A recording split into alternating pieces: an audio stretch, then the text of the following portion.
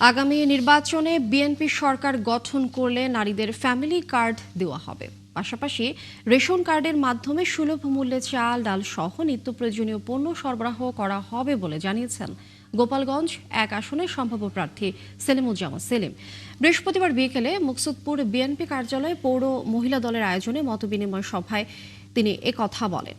সেলিমুজ্জামান আরও বলেন, আগামী নির্বাচনে এদেশের মানুষের প্রত্যক্ষ ভোটে বিএনপি সরকার গঠন করবে। তাই নিজে ভোট দিয়ে অন্যদেরও ভোট কেন্দ্রে গিয়ে ধানের শীষে ভোট দেওয়ার আহ্বান জানান তিনি।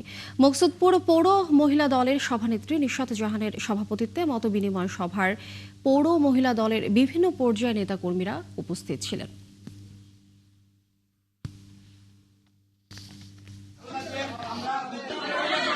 আপনারাই পারবেন, কারণ মহিলা ভোটার যাব করে আবেদন করব, নিবেদন করব, আপনারা আগামী নির্বাচনে ভোট কেন্দ্রে যাবেন, নিজেরাও যাবেন, পাড়া প্রতিবেশীকে নিয়ে যাবেন, আত্মীয়স্বজন সবাইকে বলবেন এবং আগামী নির্বাচনে ঐক্যবদ্ধভাবে আমরা ধানের শীষের প্রার্থীকে জয়ী করবো।